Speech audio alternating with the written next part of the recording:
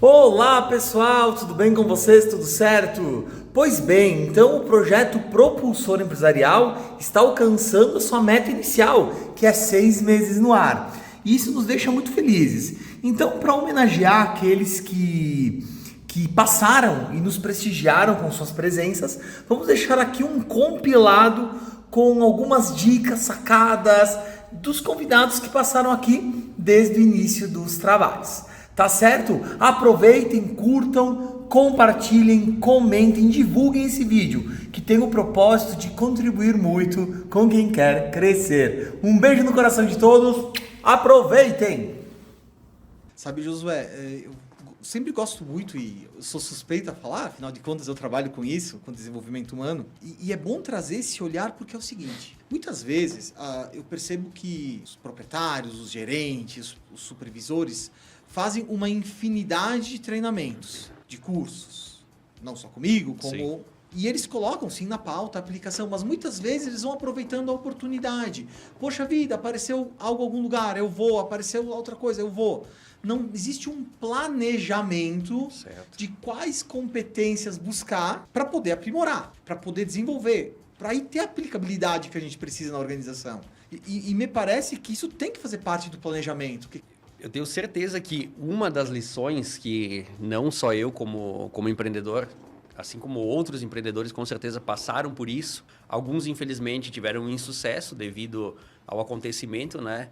A faculdade não ensina, a escola não ensina, é um aprendizado que muitas empresas passaram, outras não conseguiram passar, que foi a pandemia, né? Naquele momento da pandemia, no momento que foi lançado o lockdown, eu reuni a minha equipe, na época nós éramos em 11 colaboradores, sentei com todos, né? A gente fez uma roda, sentamos juntos e comecei a explicar para eles que naquele momento a gente teria que parar, era uma lei, né? Ninguém sabia o que ia acontecer, era algo muito incerto. Se a gente falar hoje com o que a gente viveu, daqui a um pouco tu já começa a pensar em algumas iniciativas, posso fazer de tal maneira ou de tal jeito, mas a gente não tinha isso, a gente não sabia, era algo novo para todo mundo. Conversei com eles e falei, olha, todo mundo vai para casa, a gente não sabe o que vai acontecer, mas com certeza em breve eu vou entrar em contato com vocês. A empresa não vai mandar ninguém embora. A gente sabe, na época, a minha empresa, a realidade da minha empresa, eu estava no momento de investimento, estava galgando uma mudança já com outro pavilhão, com contrato assinado, com matérias-primas para a reforma comprada já pagas. Então eu me descapitalizei um mês antes da pandemia, porque a crescente no trabalho estava muito boa. Fui para casa, quando cheguei em casa com aquilo no peito, assim como um dever meu de achar uma solução. Porque daqueles 11 colaboradores, tinha umas 30 pessoas, né, contando com as famílias, filho, marido, esposa.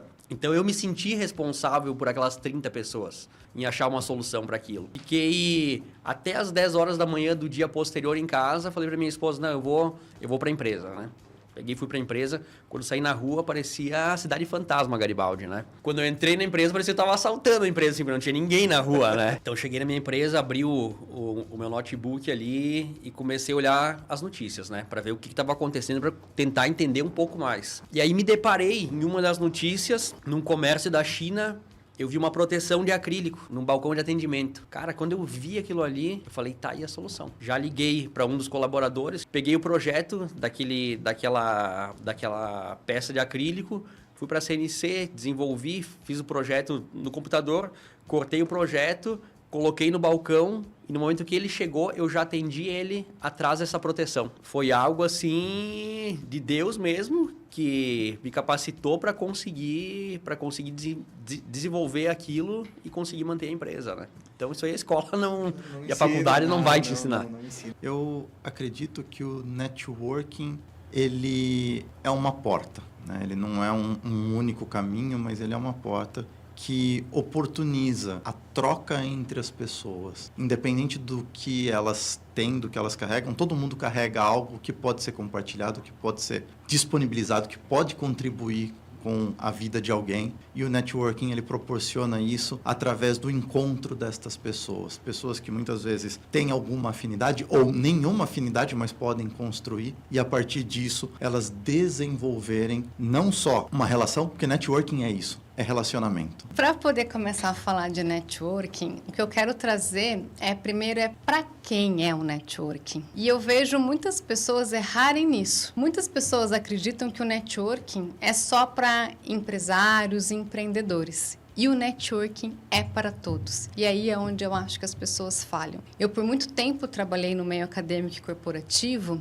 E por algum motivo estranho, as pessoas acreditam que não precisam fazer networking porque já está com o seu garantido, né? Ao final do mês você vai receber o seu salário. Mas networking não é sobre vender. E aí é onde as pessoas cometem o erro, porque elas acreditam que eu vou me relacionar só por interesse. E network não é ser interesseiro, é ser interessante para que aí as pessoas tenham interesse em você e que aí você possa realmente contribuir para aquela vida. Então, a gente precisa entender que o networking é para quem está lá como CLT, é para quem está na faculdade, é para quem está como estudante, é para quem está como pai, é para quem está como marido, é para quem está como empresário. Ele é uma estratégia de vida. E uma das frases que eu gostei muito quando eu ouvi, que network não é pensar em sentar na mesa para entender o que eu posso ganhar, mas é sentar na mesa para entender que benefícios que eu posso trazer para aquela mesa. Muitas vezes as pessoas me perguntam, Evandro, como eu faço para minha empresa dar certo? E, claro, no BNI eu ocupo a cadeira de mentoria de vendas, então vendas é uma das minhas expertises, ou pelo menos que eu busco trabalhar com excelência. Mas não é só vendas. Mas normalmente eu coloco assim, usa o teu coração como combustível e a tua cabeça como volante. Nunca ao contrário. E me parece que no BNI isso é muito presente. Então, se eu conseguisse transportar para o meio empresarial, vamos colocar sentimento, vamos colocar verdade, vamos colocar essência, alma nas coisas, a generosidade, mas vamos se organizar? Vamos colocar alguma coisa de processo nisso? Vamos fazer as coisas de maneira em que fica fácil permitir a fluidez dos bons sentimentos. Então, me parece que isso acontece no BNI de uma maneira excelente, que é tudo com um processo medido, que isso é muito importante. Às vezes a gente recebe os empresários, eu pergunto, tá aí, quais são os teus indicadores? Eu meço o faturamento. E era isso.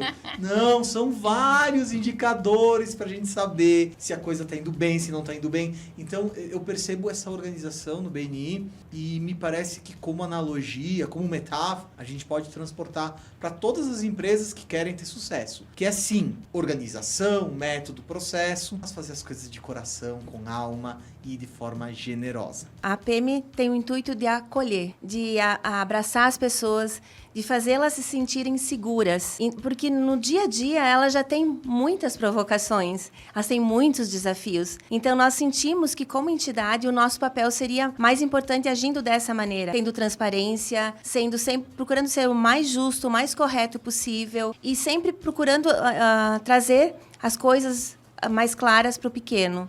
Tanto que durante a pandemia, quando tinha uma série de coisas que aconteciam diariamente, nós tínhamos o pessoal do setor jurídico que ficava traduzindo em palavras mais simples, mais acessíveis para os nossos associados, o que teria que fazer diariamente, o que mudava, o que influenciava cada dia. E muito disso também vem desde a fundação. Então, a gente tem inúmeras reuniões internas, né, da diretoria com os fundadores. A gente ainda tem na atual diretoria os fundadores, o Zapaz, né, que é fundador sim. original. E é muito legal ouvir eles falando sobre o que motivou eles a fundarem a PM lá atrás. E foi exatamente isso, as dificuldades que eles tinham como pequenos empresários em uma cidade pequena de ter acesso à informação. E isso é uma coisa que a PM tem um cuidado grande com a troca de diretoria, com a troca dos presidentes, é manter uma continuidade do trabalho. E esse sempre vai ser a essência da associação, pegar o pequeno pela mão e dar todo o suporte que ele precisa. Mas isso é importante se dizer, porque vamos combinar que para as coisas funcionarem, a gente não precisa reinventar a roda. As coisas básicas. Bem feitinhas, com capricho, que aqui eu ressalto que dá para perceber. Quem não visitou, eu acho que vale a pena visitar, porque de fato é tudo feito com muito capricho e oferta aquilo que o empresário precisa para dar esses passos, que são importantes. E aqui tem um ensejo muito legal que você falou, aquela maluquice de fazer logo após a pandemia um espaço de coworking. Susana, deixa eu te dizer, só é maluquice se não dá certo, tá? Se dá certo, então é a resiliência, é a pessoa que ela é um entusiasta. Então, assim, a gente precisa ter sempre em mente, até os empresários que nos ouvem, que muitas vezes eles têm desejos importantes, meio maluco, né? Um pouco insanidade, mas só vai ser insano se não der certo. A diferença do teimoso, né? E do persistente, no fim das contas, ainda é o resultado. Se seguiu e deu certo, nossa, que persistente. Se lamentavelmente não, olha que teimoso. Claro que tem a ver com o seu preparo. Me conta da provocação. Lucro não acontece por acaso, acontece Não. por estratégia. Estratégia Me e conta. uma série de decisões, né? A partir das informações que o empresário tem. Então, ele precisa entender o que ele está fazendo, entender o caminho que ele quer seguir, como que ele quer seguir esse caminho, né? Para mim, a estratégia é o quê? É entender onde é que tu tá, para onde que tu quer ir e como é que tu vai traçar esse caminho, né? Como é que tu vai fazer esse caminho para chegar nesse destino. E as informações financeiras são a base das tomadas de decisões estratégicas nos negócios. Por isso que eu sigo com essa afirmação que a gente precisa, sim, tomar decisões inteligentes com base nos nossos dados, com base em estratégia de negócios para chegar no lucro desejado. Eu também tive muito apoio da minha mãe, mas foi de um jeito diferente. E, claro, eu no meu primeiro vestibular, eu lembro de ter feito e não ter passado. Mas não passei por preguiça. Eu queria 6 meses de folga. Ah, entendi. E a minha mãe me pressionou forte, com um jeitinho todo carinhoso dela, dizendo que aqui em casa não fica vagabundo. ou tu estuda. Nada de ficar em volta de noite. E aí foi um grande incentivo para eu passar no próximo vestibular de administração de empresas. Ah, ótimo. Por quê? Porque eu não tinha ideia do que eu queria fazer na época. E tu não te inventa não terminar aquilo que tu começa. Mas tudo bem, tanto que sou muito grato e é aquela coisa. Sim. Todo mundo fez o seu... Falávamos antes de entrar no ar, né? O quanto que a maneira que a gente cria nossos filhos não seria aplicado anteriormente. É diferente, é outra época, né? E é o jeito... E assim, estamos aqui, não falta pedaço. Sobrevivemos. Apesar com alguma sequela, mas sobrevivemos. A terapia tá em dia. A terapia tá em dia, isso aí. Eu digo que é sempre perigoso a gente contar só com a sorte, né? E principalmente relacionado a negócios. Considerando quando a gente trabalha, né, já trazendo para o contexto do planejamento empresarial, quando a gente trabalha o planejamento, a gente sempre tem a intenção, né? A gente pensa no que vai desenvolver e faz desenvolve um projeto pensando e buscando um resultado a ser alcançado. Então, não é sorte, é muito trabalho, muita dedicação para que a gente alcance um resultado. E se a gente contar só com a sorte, a gente até pode ter bons resultados. A gente sabe, às vezes acontece, né, de ter bons resultados. Porém, é um resultado que eu vou depender muito do acaso. Para que eu consiga de novo alcançar esse resultado, eu não tenho informações importantes, eu não sei que caminho eu percorri. E justamente por isso, ele faz com que esse resultado ele não tenha continuidade. Então, pensando num contexto de negócios, eu não posso estar atrelada à sorte. Eu preciso estar atrelada a trabalho, a planejamento. Porque eu estava casualmente conversando com um empresário. E dentro daquilo que ele me trouxe, foi mais ou menos assim: Evandro, eu quero dar um treinamento para minha equipe vender mais. E eu, ok, não tem problema nenhum. A gente começa por você. E pelo seu sócio. Ele, mas por que para mim? É eles que tem que vender. Eu digo, não é. É você que tem que engajar com essa nova cultura de trabalho que você quer implementar. Senão, a equipe ela chega até com um gás, mas se o empresário, se o topo da pirâmide não pegar junto, né, Aline, as coisas não vão prosperar. Porque parte dele o foco, e colocar foco naquilo. E a partir disso entra aquilo que a gente vem falando e que você também abordou agora, que é conseguir implementar uma gestão de responsabilidades com muita clareza. O varejo ainda vive. O varejo ainda vive e sempre viverá. Ah, agora! Muito bem, muito bem. Sempre que a gente falaste anteriormente, né? Eu defendo o nosso varejo local, regional. Eu acho que é peça fundamental no ciclo da cadeia industrial produtiva, né? É a ponta do iceberg, né? Tem a produção e ela vem para o varejo, e o varejo que faz toda essa movimentação até chegar na mesa das pessoas, até chegar na casa das pessoas. Então, o varejo sempre vai existir de modo diferente. Já passou por muitas transformações, passará por muitas mais. Mas a gente começou cedo no comércio, foi a profissão que eu escolhi para conquistar minhas coisas, meu objetivo de vida. Me formei em 2009 em Ciências Contábeis, nunca trabalhei na área, mas levo até hoje os ensinamentos da profissão para aquilo que eu faço atualmente, né? Hoje, para o comércio poder existir, a indústria, negócio nenhum existe sem organização. Acho que é peça fundamental, né? Eu gostaria só de pegar algo que me chamou muita atenção. A gente gosta de vender. Eu também, não tem como não ser. Trabalho com isso. E ontem eu estava com o pessoal de um trabalho, falávamos antes de entrar no ar, né? Ele pegou empresários jovens, ensinou algumas coisas da vida empresarial e eu fui convidado para participar com a provocação das vendas. E surgiu uma fala, eu disse mais ou menos assim: eu entendi que eu preciso vender. Então, a grande sacada é, ou você vende gostando, ou você vende mesmo sem estar gostando. O tempo de mercado, a história, o conceito, a cultura das empresas, que já tem mais de 90 anos, como a Cooperativa Vinícola Garibaldi, é de grande importância, mas tem que trabalhar muito para que se mudem alguns conceitos, que se mudem algumas culturas, que estejamos sempre atentos ao mercado, ao que o mercado demanda e as tendências para que sejam atendidas. Não adianta ficarmos os 90 anos fazendo a mesma coisa e não mudarmos os conceitos, né? Quanto a isso, a gente pode falar muito importante, uma mudança grande que nós temos. Nosso presidente Oscar Loss sempre usa essa frase, né? Que a Cooperativa Vinícola Garibaldi é uma jovem senhora de 95 anos quase, agora em janeiro sendo completados, né? Por que isso? Nos últimos 15 anos teve uma mudança muito grande da cooperativa. Desde a gestão, a profissionalização das pessoas. 15, 20 anos atrás era muito conhecida a cooperativa como uma produtora de vinhos de mesa, vinho de garrafão, vinho vendido a granel para o Brasil todo. Hoje em dia, 99,9% do que é comercializado pela cooperativa, ele é engarrafado e com agregação de valor, que está entre os pilares da cooperativa, estarmos agregando valor ao produto que vem a uva do nosso cooperado para estar colocando no mercado e tendo mais rentabilidade do negócio. Eu venho de duas vertentes, né?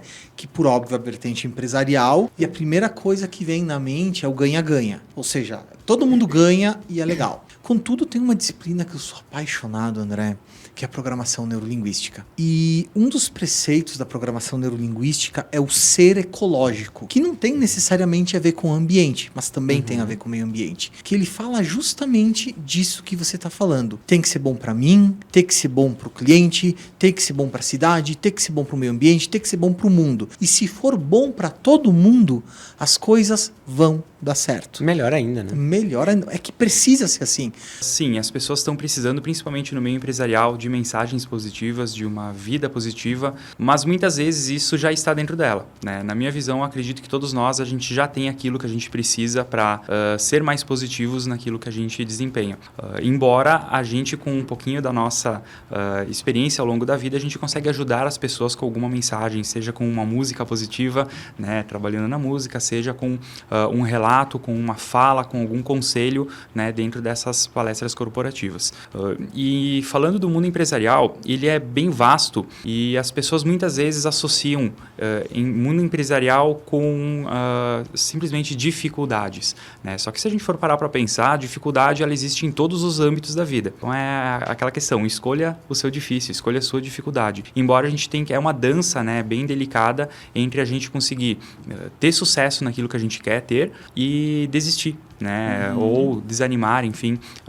Muitas pessoas transitam entre essas duas linhas, essas duas frentes, e muitas delas acabam não tendo a resiliência e acabam desistindo. De que me serve comprar determinada briga? Eu ajudo nesta briga ou é a questão do meu ego pessoal entrar nessa briga? Eu estou mais preocupado em estar certo ou em contribuir? E aqui eu fiz, obviamente, a gente escuta muito que, não vou fazer isso porque eu não quero ser processado. Às vezes não é isso, às vezes é uma brincadeira ou uma desculpa, onde a pessoa entende como sendo até que não é salutar entrar nesse tipo de questão. Por que eu digo isso, Misael? Porque, vamos lá, tem brigas que eu venço se eu não entrar nela. tudo que a gente faz com amor, claro que floresce, claro que frutifica, claro que dá certo, e a gente tem muito mais chance de vencer se a gente está trabalhando numa coisa que a gente gosta, né? Mas acima de tudo, é importante te dizer que eu amo trabalhar. Não sei se tá no... Eu acho que tá nos meus genes, assim, porque eu olho para os meus pais sempre adoraram trabalhar, os meus avós adoravam o trabalho deles. Fazer coisas, não importa o que, se é um serviço A ou B, e todo trabalho é importante, por menor que seja. Então, acima de tudo, eu te diria que eu amo trabalhar. Isso é um elemento central na minha vida. Eu tenho paixão por trabalhar. Tanto que eu me imagino trabalhando assim até o dia que eu tiver vida. Claro, maior intensidade, menor intensidade, mais coisas, menos coisas, mas eu quero que o fim da minha vida me encontre feliz, saudável e trabalhando. E é bom a gente trazer esses elementos, porque querendo ou não querendo, no mundo do empreendedor, qualquer empreendedor, existe um certo romantismo quando a gente fala de propósito. Não, eu vou empreender, aí eu vou trabalhar com o que eu gosto, com o que eu amo, e aí eu vou ganhar dinheiro, vou ficar rico, vou trabalhar pouco e vou ganhar muito. E é uma certa ilusão. Tomara que todos ganhem um monte, mas a gente sabe que tem que ter muito trabalho e muito foco. São muitas questões e não são só questões tributárias, são operacionais dentro da empresa, né? É uma alteração muito profunda, porque não vai mudar só, eu pago X% de imposto e eu vou pagar um pouco a mais. Não, muda a forma de calcular, muda a forma de receber, inclusive, o dinheiro. Eu diria que é uma mudança de gestão empresarial, né? Uma própria mudança de gestão, não só de tributos, porque a gente vai substituir os que existem por novos tributos unificados, né? Que hoje é chamado de IVA, né? A reforma tributária vem com IVA dual, porque são 2 impostos e não apenas um, né? Mas eu acho que o que mais impacta mesmo o empresário é o que ele vai ter que mudar na gestão empresarial, no fluxo dele dentro da empresa, como é que ele vai tratar os contratos de prestação de serviço ou de vendas, como é que ele vai tratar a questão de recebimentos. A gente tem ali a questão do split payment, que é a questão do imposto já ser retido no momento do pagamento, e isso assusta, né? Vamos lá, é importante trazer isso, que é até uma provocação àqueles que nos assistem. Porque a minha formação é administração de empresas, a minha formação base. Mais que depois a gente foi buscar outras coisas para se fazer o que se faz. Mas tem um detalhe que é importante aqui. Alguma noçãozinha quando tu forma em administração, cara, eu sei um pouco de fiscal, eu sei um pouco de contábil, eu sei um pouquinho de qualidade, noção, né? Mas nada que me aprofunde. Então, quando eu vou conversar, Mike, que é quem normalmente me atende, eu tenho essa dúvida e a gente vai desenrolando e normalmente se chega num denominador que resolve a situação. Mas eu acredito que muitos empresários se sentem acanhados, porque o berço do empresário, principalmente pequeno, ele é especialista em algo. E ele começa naquele algo e ele é especialista naquilo e ele não adentra tanto em algumas áreas administrativas só na dor. E me parece que esse é um caso que é a dor. Então, ele não tem o hábito de te visitar. Eu acho que se a gente começar contando a história, né, Isma, de como surgiu a ideia, vai ficar mais claro para entender o que é a Casa 365. Então, aí, eu estava lá treinando com ele e a gente começou a trocar uma ideia, né? Eu tinha uma vontade muito grande de ter uma clínica multiprofissional. E o Ismael comentou comigo que ele também tinha essa vontade, né? E aí a gente começou a pensar, como seria legal se a gente tivesse uma clínica grande com vários profissionais de diversas áreas da saúde. Na Casa 365, como a gente tem vários profissionais de diversas áreas da saúde, a gente usa o termo cliente, né? Mas eu, como psicóloga, muitas vezes eu uso o termo paciente. Como é legal, se eu tenho um paciente, eu vejo que aquele paciente se beneficiaria um trabalho personalizado, né? Dentro um exercício, um personal trainer, daqui a pouco algum tipo de um outro tratamento dentro da área da saúde. Como seria melhor ter aqueles profissionais ali todos juntos para que a gente pudesse conversar sobre o caso, sobre cada caso, e todo mundo trabalhar na mesma direção para aquele caso. E o Ismael também, né, tinha essa vontade e tal. E aí a gente ficou falando, mas teria que ser um espaço muito gigante para comportar tudo, um espaço físico gigante. E aí que nos veio a ideia. E se esse espaço em comum fosse virtual. Fica bem mais satisfatório, né? O resultado chega bem mais rápido e melhor, né? Quando se trabalha em conjunto.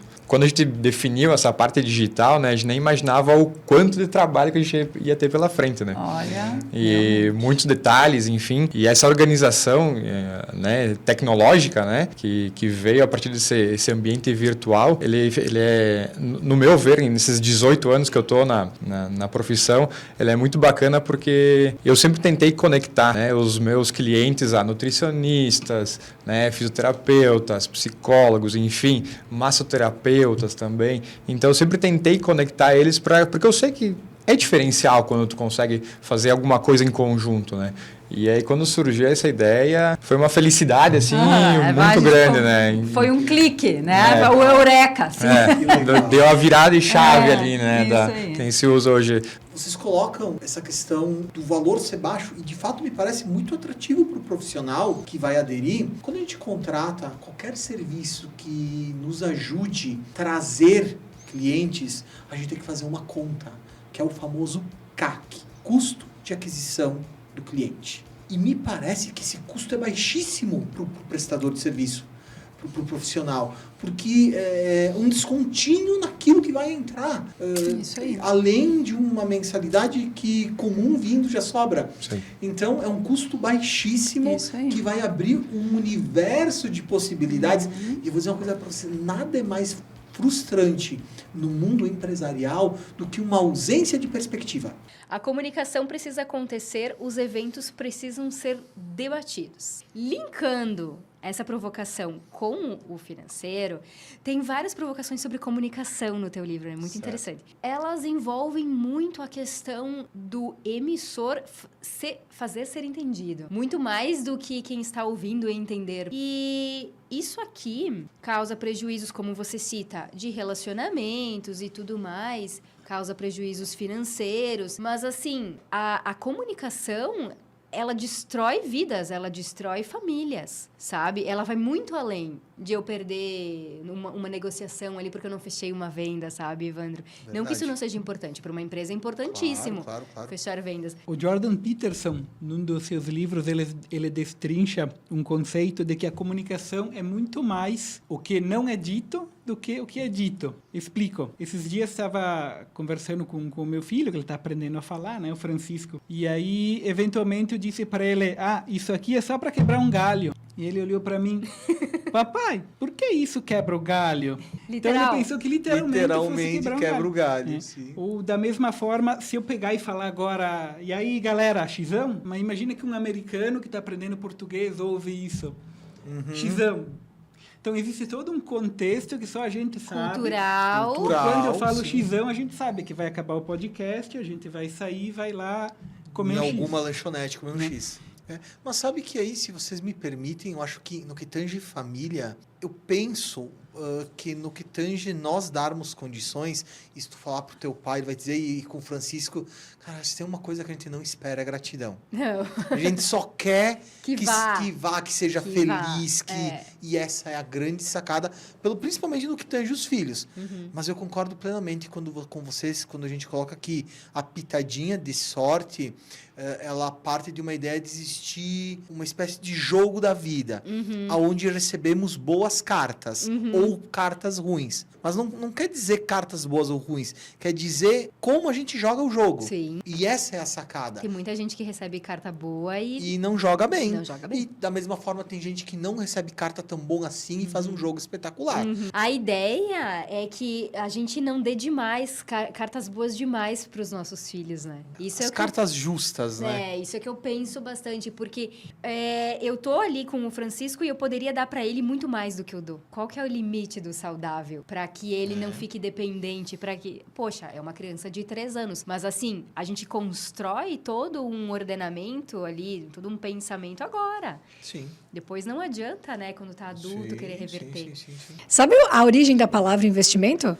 O investimento, ele tem a origem da palavra no Renascimento. No século XVI, as famílias, elas investiam em roupas, em vestidos femininos, que eram todos ornamentados com pedras preciosas, pérolas, fios de ouro. Por quê? Porque essa peça era chamada de vertugado. Eles passavam de geração em geração. E aí, isso era uma garantia para a família que, se acontecesse qualquer imprevisto financeiro, eles poderiam vender aquelas pedras preciosas e conseguir dinheiro para se manter por mais algum tempo. E, no pior das hipóteses, eles queimavam o tecido, sobrava só o fio de ouro. E eles vendiam aquilo também. Então, a palavra investimento vem de vestido. Então, quando as mulheres querem investir, né, nos vestidinhos, elas não estão tão erradas assim, erradas. Não é? Eu quero brincar um pouquinho com as palavras, né? Com certeza, hoje qualquer coisa é neuro, né? Neuromarketing, neurovendas, neuromaquiagem. Neurotudo. Só que vamos pensar que com a ausência do conhecimento que você diz que tem, essas neuros viram neurose. Porque as pessoas, eu percebo que a ausência do conhecimento que, por exemplo, você traz para esses elementos, as pessoas elas encostam os fios, elas acham que estão fazendo qualquer coisa, estão fazendo bem feito, e na verdade é um grande erro. Então, isso não só pode depor a teu favor, como também contra você. Exato, tudo comunica, com intenção sem a menor noção. O fato é esse. A gente faz no automático. Eu falo que a gente nunca aprendeu a se vestir. Ninguém ensinou a gente a se vestir. A nossa mãe nos colocava, a vovó, vestia a gente todos os dias. Aí começou a ir para a escola, teve o teu grupinho, começou, o meu colega tem o tênis assim, então eu também quero. Então começou essa questão do espelhamento. Vai para a faculdade, troca o nicho, trocam os desejos. Aí vai para o trabalho, eu vejo que o meu colega vai com um jeans rasgado, eu vou também, porque ele está usando, eu posso também. Então, esse é o código. Ou pior, o chefe está usando, então isso quer dizer que eu também posso. Sim. E aí acaba que tu nunca para perceber o que te valoriza, o que faz sentido para ti. Então, isso tudo é o que a consultoria te traz. Ela te traz direcionamento e clareza. O que eu quero como intenção, e onde eu quero chegar. Então, como eu faço para chegar lá?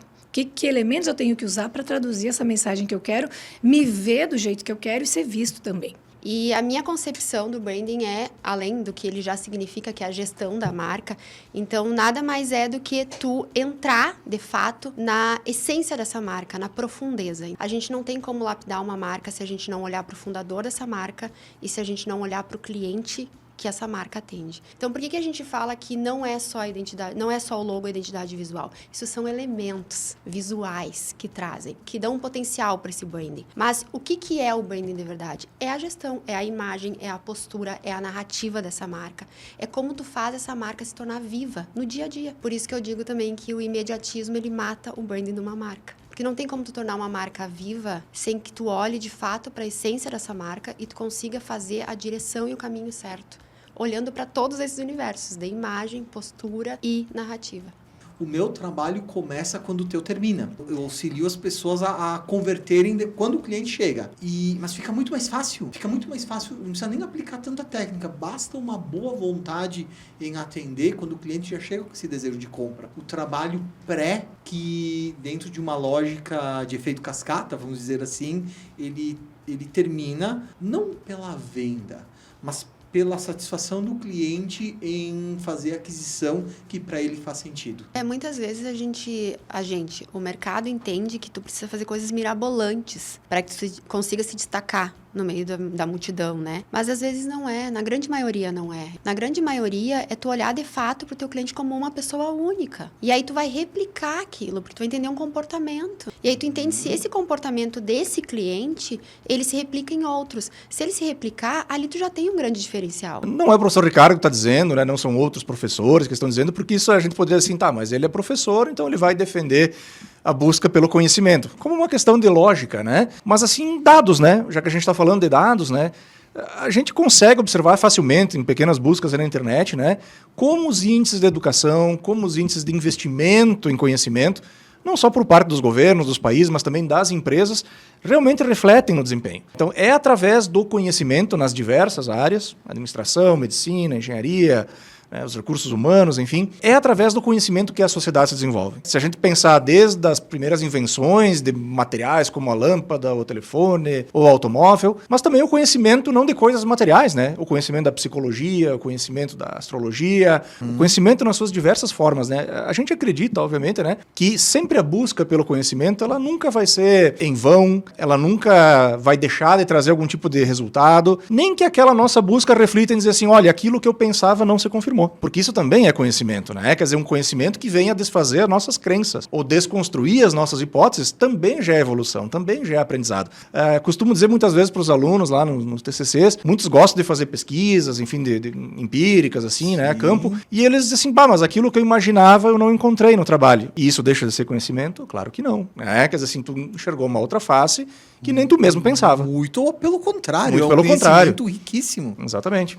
Em épocas que a gente fala em inteligência artificial, em ChatGPT, em Gemini, enfim, tudo que existe, e em que alguns até insinuam que essa tecnologia vai deixar as pessoas mais burras, e você vê que as pessoas estão se esforçando para aprender a usar, estão se esforçando para aprender grandes coisas, estão se esforçando.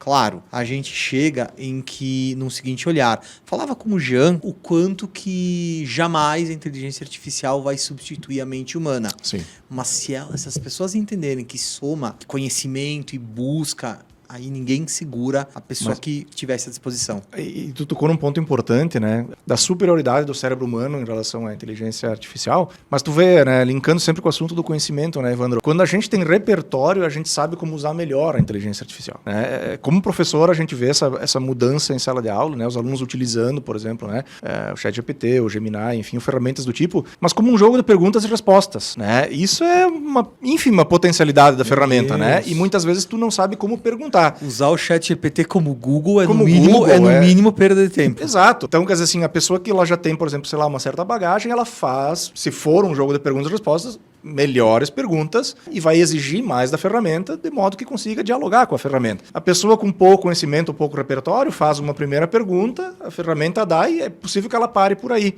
O Google mudou, né? Hoje, quando tu faz uma pergunta no Google, aparece primeiro aquela respostinha da inteligência artificial do Google, que é aquela respostinha de 6 ou 7 linhas. E a grande maioria das pessoas para por aí. Na verdade, é um atrativo e, ao mesmo tempo, é algo que isso nos demanda estar em ambientes diferentes, com conhecimento diferente, conhecendo novas pessoas, novos treinadores e o conteúdo que é nos dado. Então, assim, eu vejo que hoje o empresário, para se destacar, para ter um conhecimento maior, ele tem que buscar, né?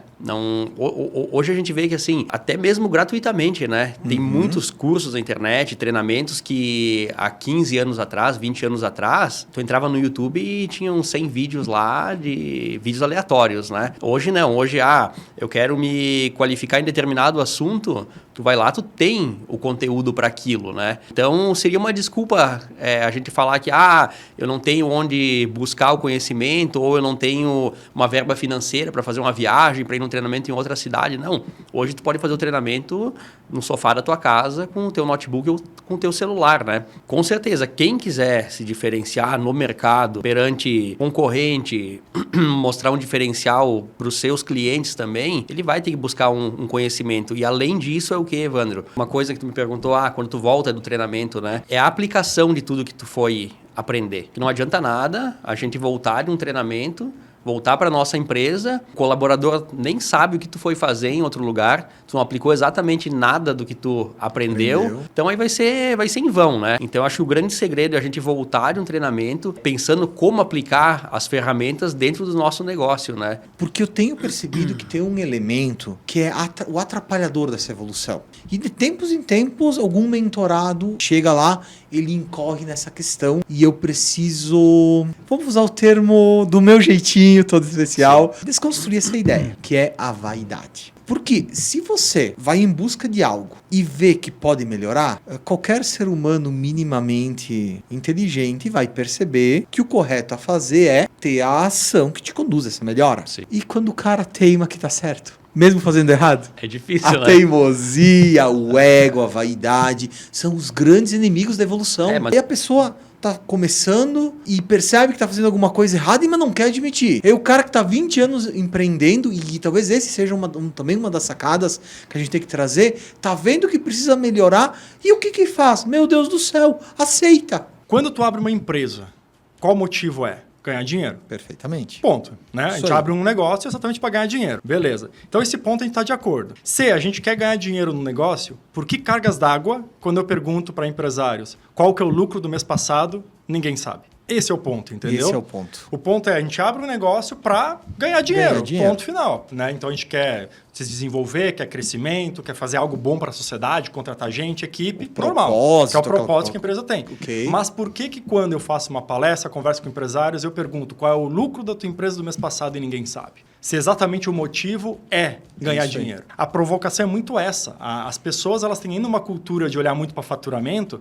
mas daí tá o empresário trabalhando 16 horas por dia. Famoso empresidiário. Empresidiário, apagando incêndio, né, correndo, longe da família, longe do filho, e não está gerando resultado. O que ele continua focando? Em aumentar a venda, em aumentar a venda, em aumentar a venda. Mas a empresa está drenando dinheiro para todos os lados. Então a questão é começar exatamente por onde? O lucro. Deixa eu começar a organizar e ter clareza para aí, de fato, agora eu vou pensar em crescimento. Não que faturamento e vendas não é importante, mas eu te garanto que tem empresa que fatura 1 milhão, gera menos resultado que empresa que fatura 200 mil. Às vezes eu sinto, beleza, qual é a meta? Como tu construiu a meta? Qual foi a venda desse mês no ano passado pra gente ver o teu crescimento? As pessoas, eles começam a se olhar, eles gaguejam, eles não sabem te dar um número. E é sobre isso, é sobre você organizar as coisas. Porque assim, como é que se cria uma meta? Eu sonho de noite e no dia seguinte eu boto no papel? Não, vamos lá, vamos construir esse negócio. O que já seria melhor do que não ter. O que já seria, é isso aí, já seria melhor do que não ter. Nem nesse nível da empresa que chega. Não, nossa, é sobre isso. A empresa altamente sazonal, às vezes eles jogam, eu quero faturar tanto esse ano, dividir por 12 era isso. Digo, mas meu Deus, mas não, né? Tua empresa é sazonal, gente, vamos... Mas enfim, coisas de quem tá trabalhando na rua, dando digamos assim, um auxílio, né? Ajudando as pessoas, contribuindo com seus negócios. E como é doloroso perceber que empresas incríveis, com potencial devastador, eles mesmos se sabotam. A reforma tributária, ela nasce lá com uma ideia de simplificação. E essa ideia, por si só, ela é maravilhosa. No entanto, a gente sabe que no Brasil, nem sempre as ideias, aquilo que se comunica de início, é o que se concretiza. E foi o que aconteceu. A reforma tributária, ela veio de forma extremamente complicada, aumentando a carga tributária de forma geral, não é apenas em um ou dois setores, todo mundo está e vai pagar mais imposto, principalmente aqueles que têm patrimônio. O planejamento societário é uma ferramenta também de planejamento tributário. Eu sempre digo, não é deixar de pagar tributo, não é simplesmente fazer o crime de sonegação fiscal.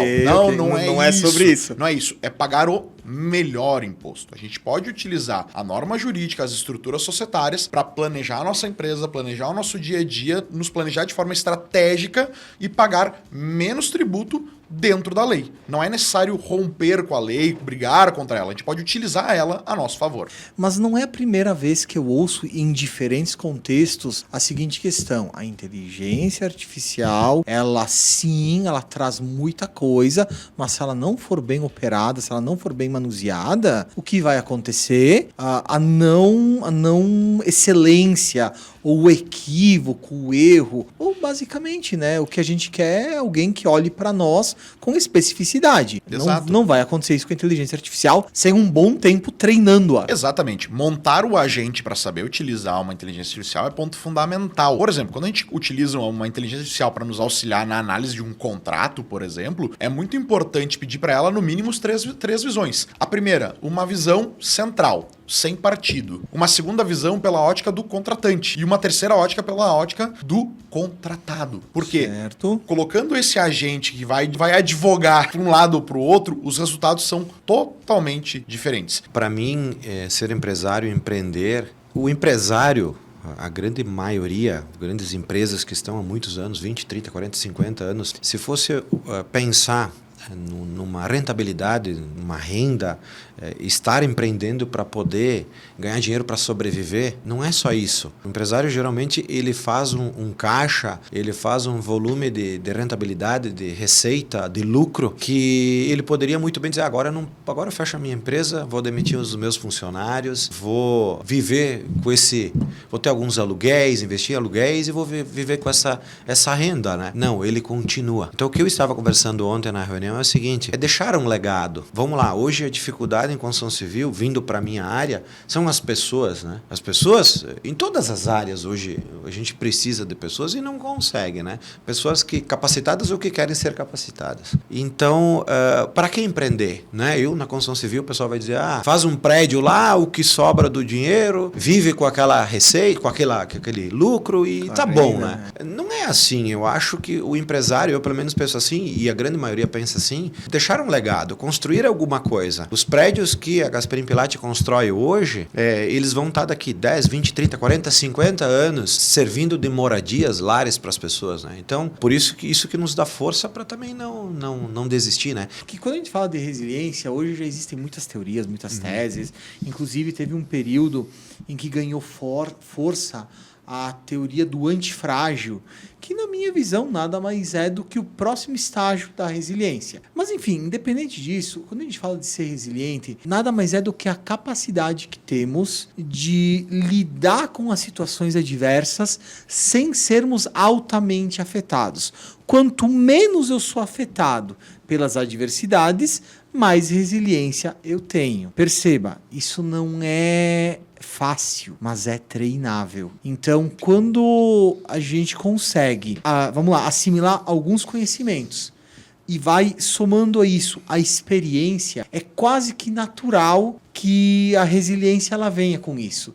E claro, aqui um elemento importante que você citou tantas vezes, a fé. Que Deus te ajuda. Cara, não existe potência de agir que vai na direção da resiliência tão forte quanto a fé. Porque se eu acredito que eu estou sendo cuidado, que eu estou sendo protegido, que eu estou sendo orientado, não é uma coisinha errada que vai me tirar do meu eixo. Então, vamos somar. Como construir a resiliência? Vai a dica. Estuda, continua te aprimorando. Aceita aprender com as coisas que vão acontecendo na tua vida. Experiência. E tenha fé que as coisas vão dar certo. Obviamente, ninguém erra porque quer errar. Mas, querendo ou não querendo, os empresários, eles estão atuando muito focados nos seus negócios. E aqui eu quero te perguntar, baseado nessa tua experiência, nessa tua vivência juntamente aos empresários, né, Murilo? O que você percebe como o erro mais comum que eles acabam cometendo desses erros jurídicos que acabam impactando no negócio? Olha, eu acho que sem dúvida o contratual.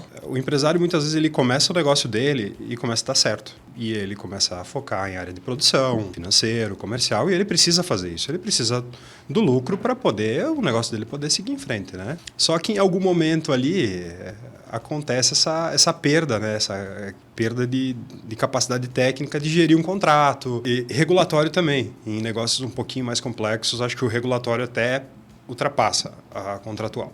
Mas o mais comum para o empreendedor é o contratual. É um contrato de obrigação de fazer, entregar alguma coisa, desde questão de prazos até as incumbências sobre uma inadimplência, situações específicas, data de entrega. Então, muitas vezes, e outras situações que são inerentes ao próprio negócio. Porque, assim, nenhum contrato é igual. O contrato de uma atividade de construção é um, o setor de serviço é outro, os cuidados que tu tem que ter são outros. Então, cada negócio tem uma modo, correto? Dentro disso, ainda do negócio, tu tem a questão da forma com que aquele empresário, aquele negócio oferece aquele serviço, aquele produto, ou às vezes até a compra, né? É interessante, é muito importante tu ter ali um acompanhamento e, com certeza, preventivo. O que se vê muito, porque eu falo de contrato, porque a pessoa te procura quando já estourou, né? Quando já passou e aí tu tem que resolver. Né? Então, aí tu depende, às vezes, administrativo, judiciário, enfim, né? Mas tem todo um contexto ali, né? Então, acho que o contrato estaria em primeiro nessa lista aí. Toda empresa, em algum momento, seja para investimento ou até para conseguir resolver alguma questão de ordem mais imediata, busca o banco. Faz parte da vida do empresário. E é interessante trazer esse elemento porque, primeira coisa, mais uma vez, o que eu estou fazendo conversa com a empresa que eu tenho, por isso que é importante todo esse movimento de estar bem assessorado no que tange. Porque daqui a pouco assim, fiz esse movimento, qual é a tua opinião? O que você acha? É o mais assertivo? Não é? E aqui, se tu me permite, não só com o advogado, não só com o contador, com o gerente do banco também. Então, às vezes, Murilo, eu tenho que dizer assim para os meus clientes, cara, vai no banco, senta na frente do teu gerente, joga limpo, explica a tua situação para ele e pergunta qual é a melhor solução que tu tens para mim. E aí, às vezes, Evandro, eu não tenho tempo. Eu digo, cria teu tempo. Por isso pode te evitar um grande problema. Porque daqui a pouco pega, é isso aqui. Cara, mas às vezes não é isso aqui. sabe? É outra coisa. É como comentou, hoje o produto todo mundo tem. A experiência é o que vai acabar diferenciando no mercado. E nós temos uma situação hoje que, devido a uma mudança dos tempos,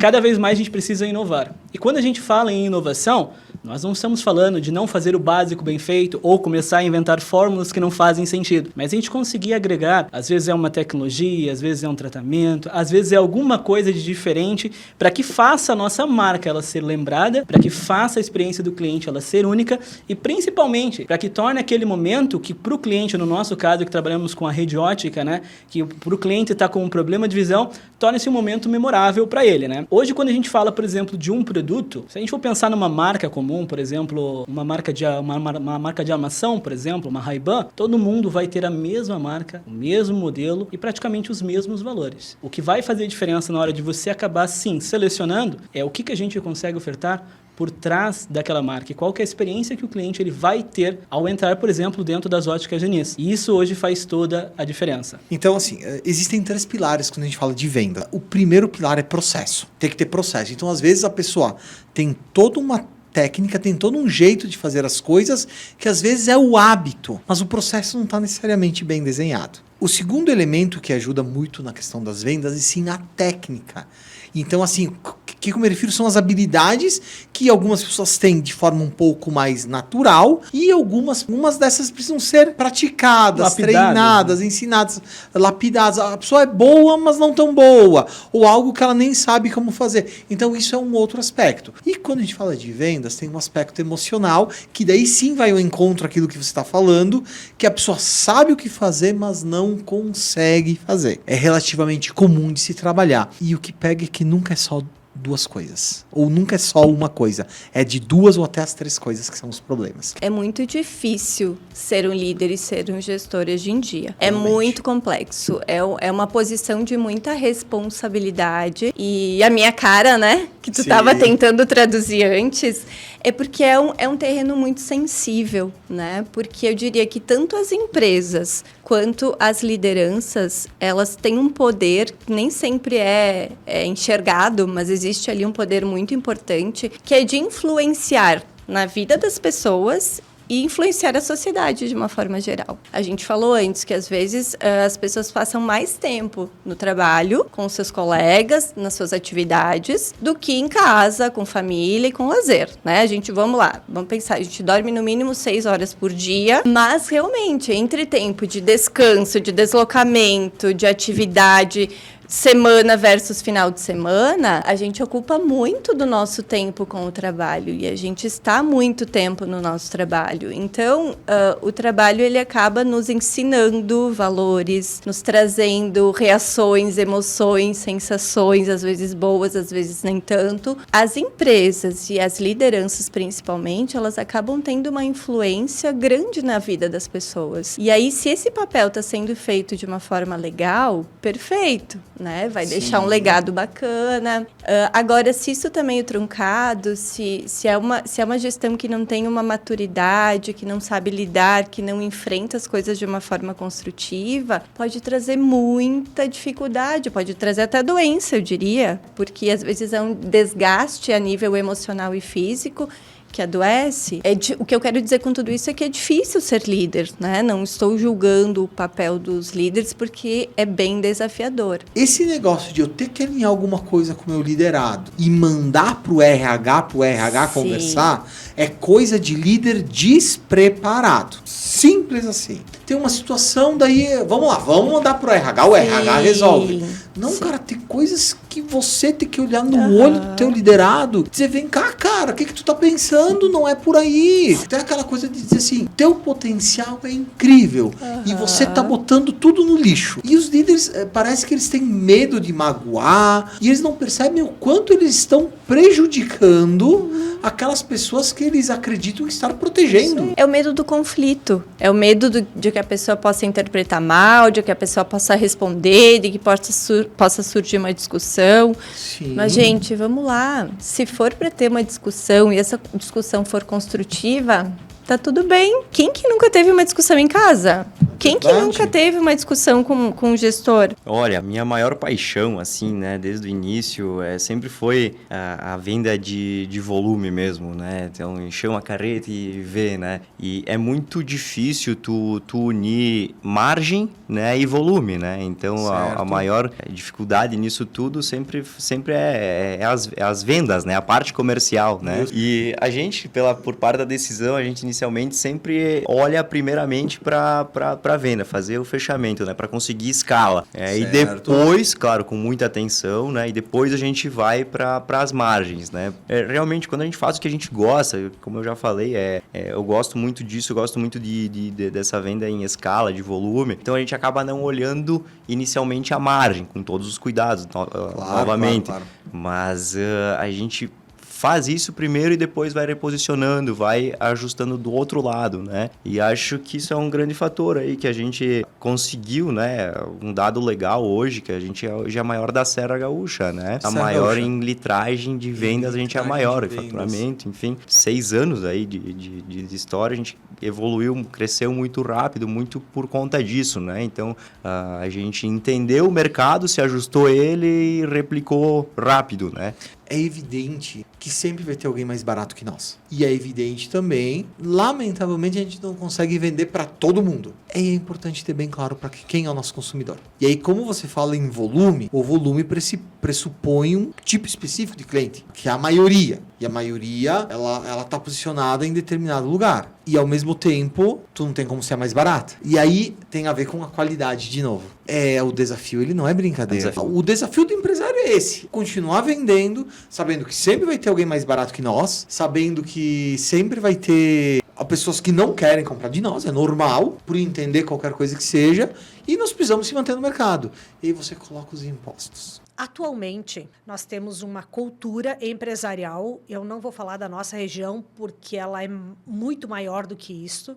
A questão ambiental é vista como? Ela não é mais aquela fase negligente. Ela já passou dessa fase, porque ninguém se arriscaria hoje a fazer isso. Porém, o empresário ainda olha como fazer o mínimo necessário. Porque sim, num primeiro momento, tudo é custo. A visão é, o pessoal do meio ambiente não me deixa expandir, eu não consigo cortar aquilo que eu preciso para fazer o empreendimento. A sensação assim é de que tudo não pode, né? Que a questão ambiental veio para impedir o crescimento dos negócios. Ou para atrapalhar. Não pode.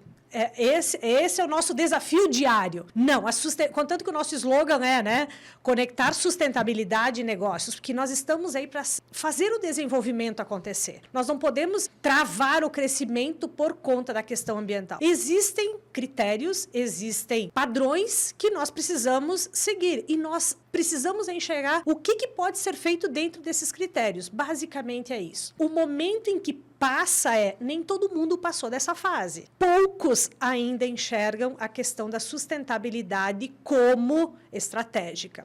A maioria ainda enxerga ela como a obrigatoriedade. Eu preciso fazer isso. Contanto que você está todo dia dentro de empresa, né? Se você começar a fazer um teste e pedir para os empresários, tá, mas como é que é a tua questão ambiental aqui? Como é que tu trata? Eu tenho aí uma assessoria que cuida de tudo para mim. E normalmente o empresário fala isso e eu entendo. Por quê? Porque é uma sopa de letrinhas, às vezes. A questão da legislação ambiental é meio parecido com o que tem aí na legislação da tributação agora, né? Tanta letrinha, tanta coisa complicada, que é melhor assim, não, eu vou deixar alguém resolver isso para mim, porque eu nem consigo identificar se é FEPAM, IBAMA, SEMA, é muita sigla. Sigla e muito órgão e muita entidade. Então, essa é a questão. Ele está dizendo o seguinte, cara, eu não consigo nem entender tudo que vocês estão me pedindo, mas eu sei que alguém está cuidando para eu fazer certo. E esse fazer certo é o quê? É o necessário para atender a legislação. Dentro de uma lógica de cultura, de criação de cultura empresarial, se a mentalidade vamos ter o ISO 14001 para cuidarmos do planeta, para entregarmos algo melhor para os nossos filhos, para ter uma empresa sustentável, e assim vamos cobrar com esta mentalidade. E toda a equipe dessa empresa, que não é pequena, entender isso, entender a importância disso, for feita uma educação para isso, e eu acho que não deixa de ser um pouco do que você trabalha também, a gente consegue pessoas que quando chegam em casa separam o lixo e não jogam no viaduto os seus saquinhos. que cuida. Agora, se o objetivo for somente a lucratividade, saímos da questão do propósito e vamos somente no aspecto monetário, de diferencial competitivo. Então, eu acho que eu gostaria de trazer esse papel para debate, porque eu sei que existe o ganha-ganha, mas eu iria além, e aí exaltando, se você me permite, o teu papel. Sim. Exaltando o teu papel, que é aquela pessoa que chega para somar além das paredes da empresa. Sim. Então, desculpa, é que eu achei importante trazer esse olhar.